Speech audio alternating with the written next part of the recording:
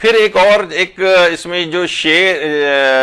اشعار ہیں کچھ امام سجاد علیہ الصلوۃ والسلام سے، اللہم صلی علی محمد وعلی،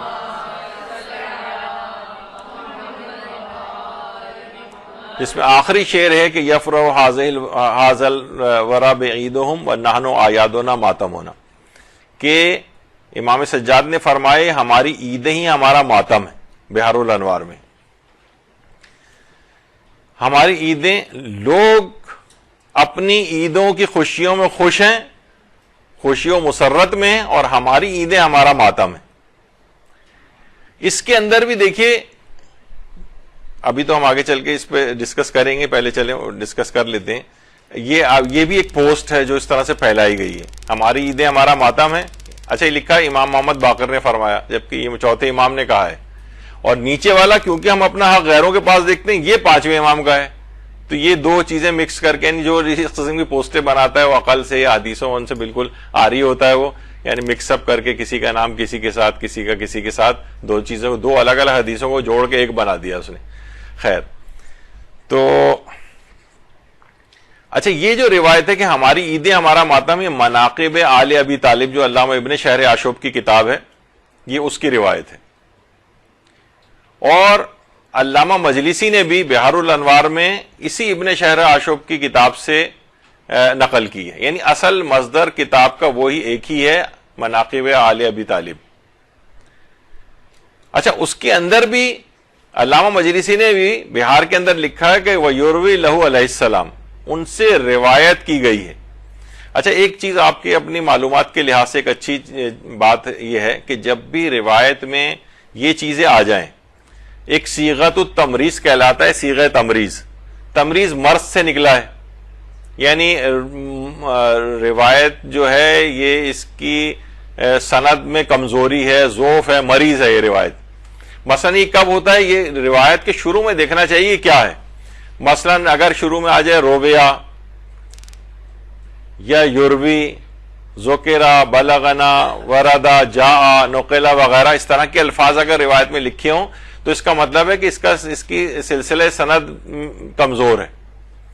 یعنی یہ کہیں پہ بھی روایت کے شروع میں لکھے ہوئے آ جائیں، جیسے کہ اس سے پہلے آپ نے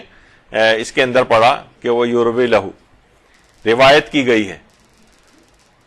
ذکر کیا گیا ہے، یہ بات ہم تک پہنچی ہے، یہ بات وارد ہوئی ہے، یہ بات آئی ہے، یہ بات نقل ہوئی ہے، اس کے معنی یہ ہیں کہ یہ روایت ضعیف ہے،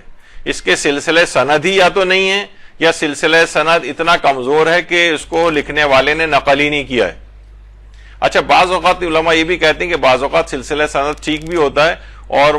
جو بھی نقل کرنے والا ہے وہ اس کی اسناد کی بحث میں جانا نہیں چاہتا ہے، نہیں ٹائم بچانا چاہتا ہے، وقت بچانا چاہتا ہے کہ غیر ضروری ہم اس میں کیوں جائیں، کہ وہ ثابت شدہ چیز ہے تو وہ کہہ دیتا ہے کہ ہاں یہ روایت میں ذکر ہوا ہے، وہ ایک الگ چیز ہے۔ لیکن جہاں صرف یہی اس لحاظ سے ہو کہ جہاں سلسلہ سند نہ ہو، کمزور ہو، تو وہاں پر یہ والی چیز آتی ہے۔ اس کا مطلب ہے کہ یہ بہار کے اندر بھی مناقب آل ابی طالب، جس میں اکثر روایات ضعیف اور مراسیل ہیں۔ اچھا، ایک اور بھی بات بتا دوں روزے کے حوالے سے، جس روایت کا آپ کو پتہ نہ ہو کہ پتہ نہیں یہ روایت ضعیف ہے یا نہیں ہے، تو اس میں کچھ جملوں کا یا باتوں کا اضافہ کر دیا جائے، مثلا آپ یہ کہیں روایت میں یہ آیا ہے، اور پھر چاہے وہ بعد میں پتہ چلے کہ روایت ضعیف بھی ہے، تب بھی آپ کے روزے پر فرق نہیں پڑے گا۔ یعنی اگر آپ یہ کہہ دیں کہ روایت میں آیا ہے، یا کتاب کا حوالہ دے دیں، مثلا یہ نہ کہیں کہ کتاب میں آیا ہے لیکن کتاب کا حوالہ دے دیا جائے، تو بھی آپ کا روزہ بچ جاتا ہے، کیونکہ بہت سی چیزیں جن میں آپ کو پتہ نہیں ہوتا کہ روایت ضعیف ہے یا نہیں ہے، اس کو آپ بیان نہیں کر سکتے۔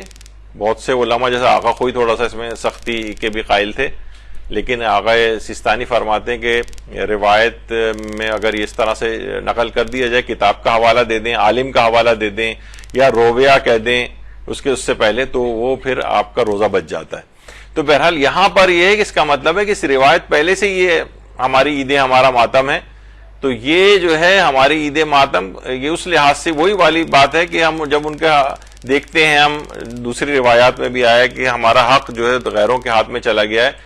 تو اس لحاظ سے اس بات کو ذکر کیا۔ اچھا، لیکن اس کے اندر ایک اور مسئلہ کیا ہے کہ اعیادنا ماتمونا، ہماری عیدیں ہمارا ماتم ہے، اچھا یہ کسی بھی اضافت یا تخصیص کے بغیر استعمال ہوا ہے. اگر ہم اس روایت کو بالفرض سند کی بحث میں نہ جائیں, مان لیں گے روایت صحیح بھی ہے, تب بھی اس کے اندر صرف اس میں یہ نہیں آیا کہ عید الفطر اور عید الاضحیٰ ایسے کوئی چیز استعمال نہیں ہوئی. اس کا مطلب ہے جتنی بھی عیدیں ہیں یہ سب ہمارا ماتم ہے, یا دوسرے الفاظ میں کہا جائے کہ ہماری خوشیاں ہی ہمارا ماتم ہے, یعنی ایک لحاظ سے. تو اس کا مطلب یہ ہوا کہ پھر تو آپ کے پاس نہ عید غدیر رہے گی اگر آپ اس کو مانیں, نہ آپ کے پاس عید مباہلہ رہے گی, نہ آپ کے پاس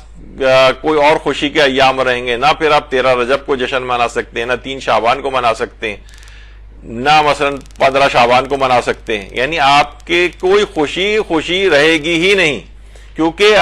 پھر آپ کہیں نہیں صرف عید کو نہیں ہم منائیں گے. تو یہاں تو آیا دو نہ آئے,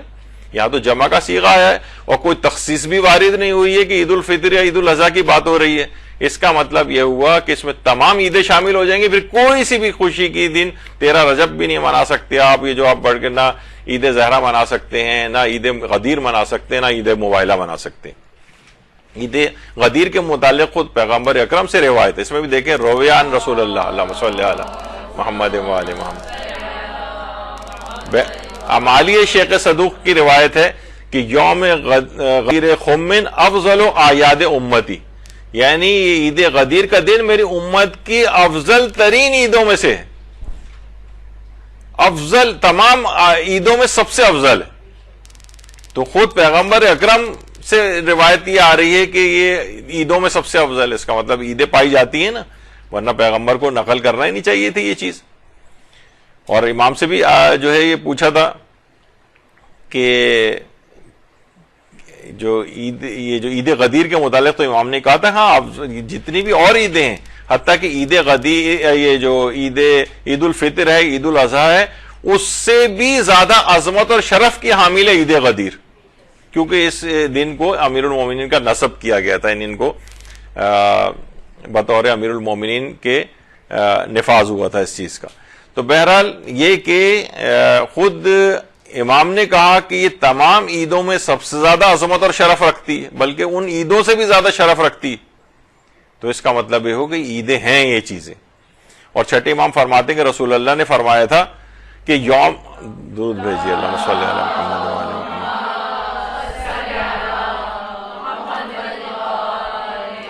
کہ یوم غدیر خم میری امت کی تمام عیدوں میں سب سے بہتر ہے, اور یہ وہ دن ہے جب اللہ نے مجھے اپنے بھائی علی ابن ابی طالب کو رہنمائے امت مقرر کرنے کا حکم دیا ہے تاکہ لوگ میرے بعد ان سے ہدایت حاصل کر سکیں. یعنی یوم عید غدیر میری امت کی تمام عیدوں میں سب سے بہتر ہے.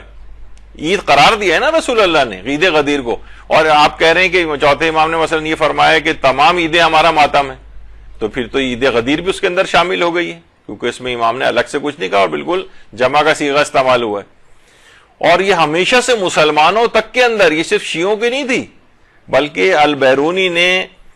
جو اپنا کتاب لکھی ہے الآثار الباقیہ, اس میں عید غدیر کو ان عیدوں میں شمار کیا جن میں تمام مسلمان خوشیاں مناتے تھے اور اہتمام کرتے تھے.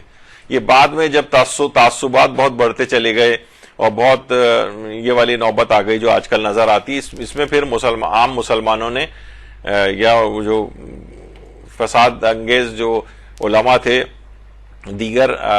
فقہوں کے, انہوں نے جو ہے اس کو بالکل منانا ترک کیا. لیکن یہ چیز ہمارے ہاں جو ہے وہ باقی رہی ہے. صرف ابن خلقان اور ابو ریحان البیرونی نے ہی اس دن کو عید کا دن نہیں قرار دیا ہے, بلکہ اہل سنت کے مشہور عالم سالبی نے بھی شب عید غدیر کو امت مسلمہ کے درمیان مشہور شبوں میں شمار کیا. تو بہرحال یہ کہ عید غدیر, یہ پھر آپ کو عید غدیر بھی نہیں منانی چاہیے. اور آیت اللہ سیستانی فرماتے ہیں کہ عید الفطر سے بھی زیادہ بافضیلت عید غدیر کا دن ہے, اور بلکہ فرماتے ہیں کہ یعنی رسول اللہ کی عید مبعث کے بعد تمام عیدوں میں سب سے افضل عید غدیر, یعنی عید الفطر